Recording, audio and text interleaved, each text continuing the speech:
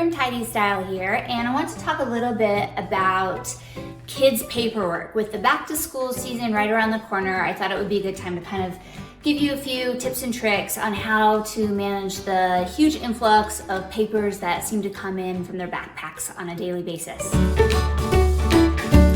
Okay, so the system that I devised has kind of gone through a little bit of an evolution, but it is based on these really simple bins from the Container Store. These are called the multi-purpose bins, and these are the medium-sized bins, I believe.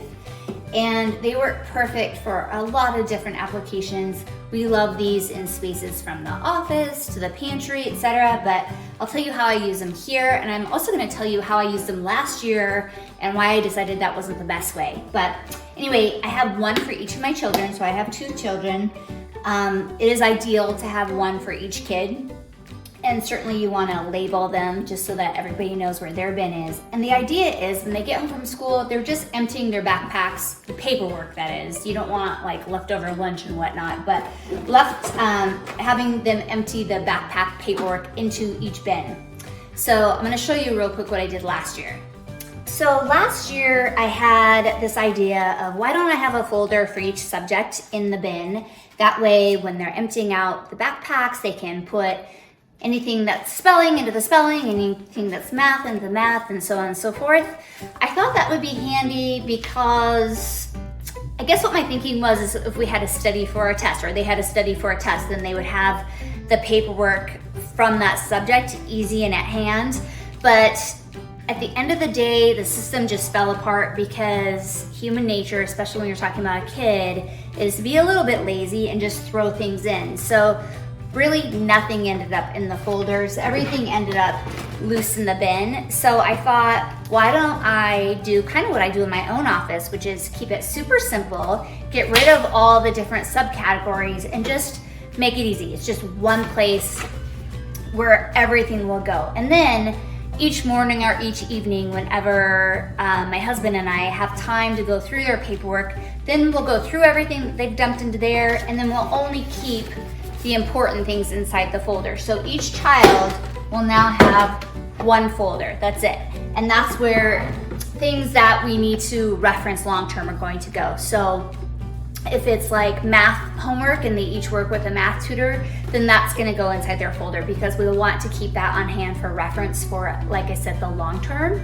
Anything short term, events at school, whatnot, I immediately just put those in my phone calendar and get rid of the paper as soon as I see it, as soon as I can get it into my calendar. So whether I do that on an everyday basis, or my husband does it on an everyday basis, or we do it weekly, I think when I think about it, we really kind of do it every day because there's things that need to go back to school and you want to deal with those.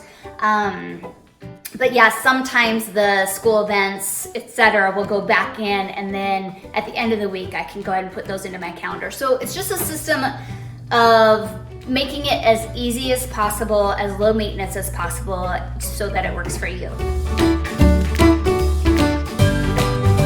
wanted to share with you what else I have in this little area where the kids drop zone lies. So this is also kind of like the kids drop zone / homework zone / crafting zone. There's a lot of craft items. Slime is a big one where you don't necessarily want it up in the playroom or the kids' rooms. You don't want it coming into contact with carpet. So the kitchen is a really good place to keep that. So you can see here are the kids' drop boxes. I have a bin next to it with paper and journals, all of that. And then up here, I have coloring, and this is an extra large size multi-purpose bin from the Container Store. And what we have inside are these Smart Store inserts. So these are just small inserts to where if they needed, say, just a container of pencils to sit down and do homework with, they can either come and grab a couple or they can come grab this whole little insert. They don't have to lug the big extra large over to the counter if they don't want to. I find I see my kids all the time just grab one of these little inserts, take it to the kitchen counter, and do their artwork or whatever it is that they want to do. I hear this over and over again, and it's certainly true in my house.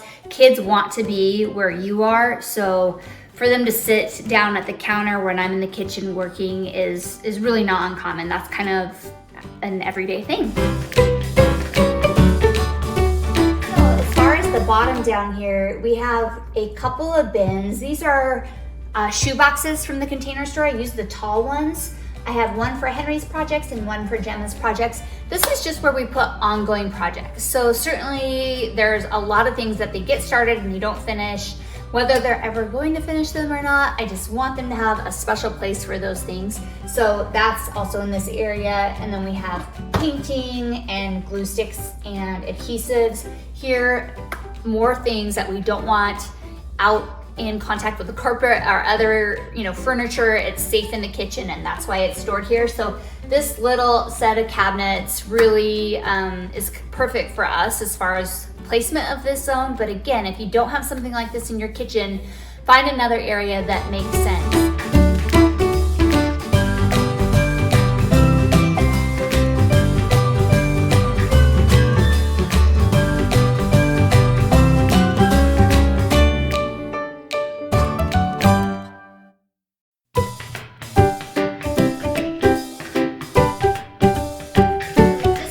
About the placement of your kids drop zone. That's what we'll call it, is a kids drop zone. So placement is super important.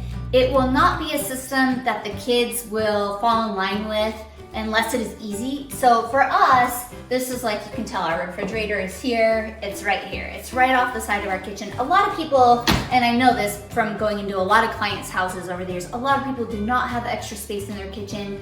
If you are one of those people, that is okay.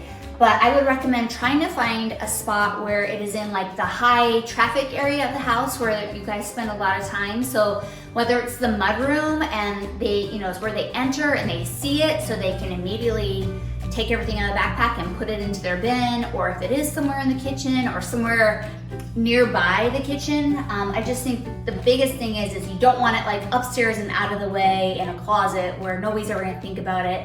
That is not the way you wanna set up a system. You wanna set it up so it's super easy and it's top of mind.